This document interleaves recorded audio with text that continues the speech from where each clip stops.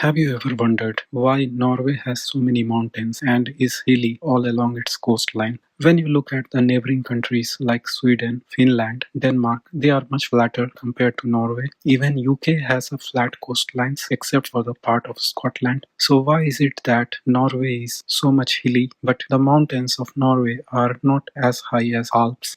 In this video, we will find the answer to these questions. As you can see, the mountain belts of Norway runs all along its length from south to the north. It even enters part of Sweden, so there is a political boundary between Norway and Sweden. However, the geological boundary of these mountains are deep inside Sweden.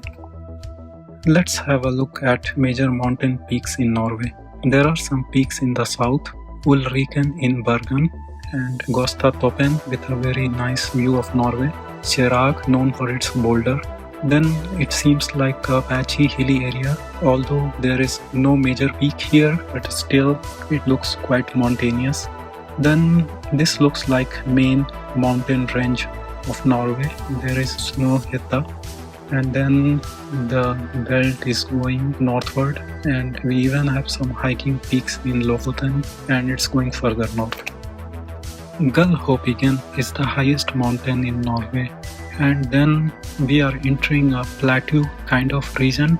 This is known as Hardangervidda, and there are hills all along its plateau region that has good elevation, sort of around 1000-meter plus. Then there is Trolltunga, famous for its protruding tongue-like rock. Then let's go to the coastal area, and we can see there are still a lot of small mountains in those areas, and even the island region is having a lot of hills, so Norway in general is quite hilly.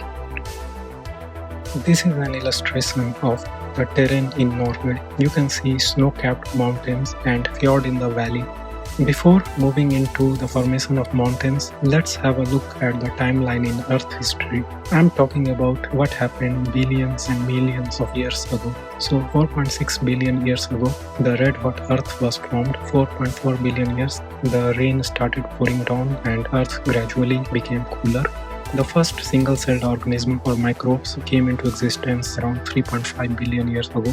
The aquatic life evolved 540 million years. The land life came into existence for 50 million years. You have some reptiles and small plants. The dinosaurs roamed around the earth 250 million years ago. They stayed there for quite a while.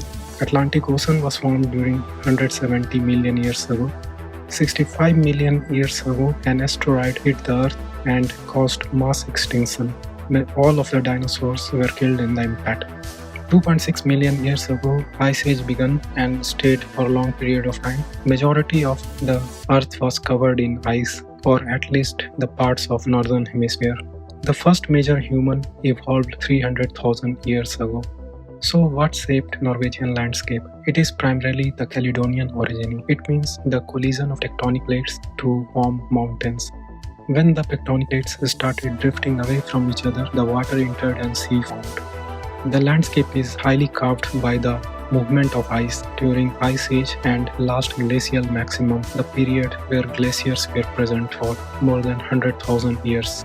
So today, the tectonic plate of the world Earth looks something like this. The Earth is divided in many segments, and you have Eurasian plate that encompasses modern-day Scandinavia, and you have North American plate that encompasses Greenland and parts of Atlantic Ocean.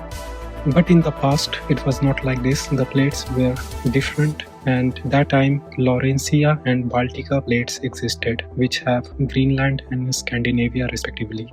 These plates started moving towards each other and collided with each other. During the collision, the Laurentia plate was on the top and Baltica was below. So this collision led to the formation of mountains, and as the Baltica plate having a Scandinavian region subducted below, it did not got the chance to rise as high as present-day Alps. In this animation, you can see how Laurentia and Baltica plates collided with each other, leading to the formation of mountains in Norway. Later, when the plates started drifting away from each other, it created an opening for the water to enter, which led to the formation of Atlantic Ocean. Gradually, the plates started drifting away from each other, leading to the formation of mid-oceanic ridge. Mid-oceanic ridge is a region through which magma from the mantle enters the ocean. Now, Norway has no landmass on its western and northern side, so there is no support for further mountain growth. The mountains slowly started subsiding by their own weight. So unlike Alps that has continental support from all sides, Norwegian mountains cannot grow to the same height because of the lack of this support. In this animation, you will see how magma enters through a spreading ridge, creating a new landmass in the ocean. Meanwhile, on this spreading ridge, the magma was cooling down because of the ocean water and slowly started developing oceanic crust. This landmass slowly started growing in size, and this became what we know as the present-day Iceland. It is true that mountains were formed because of collision between the plates, but it does not mean that the all of Norway is hilly due to that. A lot of hilly terrain in Norway exists because of the Iceland Glacier. The movement of Iceland Glacier during Ice Age carved deep valleys in these mountains and greatly reshaped the landscape. When the ice started melting away, the part of the lands were uplifted and led to the formation of local hilly zones. During Ice Age, glaciers covered the area. The movement of ice carved deep rugged valleys in the mountain. When the Ice Age was about to be over, the glacier started drifting towards the ocean. Ice started melting away. The release of the weight of the glacier led the land below it to be slightly uplifted. This is an illustration showing how an object bends upward when the weight is released at its free end. To understand why the land will get uplifted after the weight of glacier is removed, we need to understand how much pressure the glacier has impacted on the land. So if we go to the definition of pressure, which is force per unit area, we can find out the force using the density of ice and the height of the glacier column and multiply it with the acceleration due to the gravity of Earth. So the area gets cancelled as the area is commonly in touch with both land and the glacier. So the pressure here, if we put some known values, is close to 2.7 times 10 to the power 7 Pascal. This pressure is 10 times the pressure that can crush human skull and bones.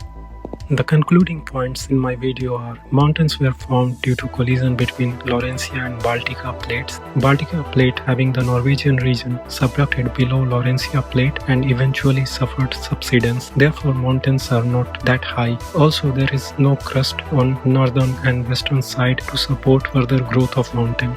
Glacial movements were responsible for valley creation and eventually formation of local hilly terrains. When ice melted away and water went into the ocean, the coastal regions were slightly uplifted. If you would like to watch more videos like this, like and subscribe my channel.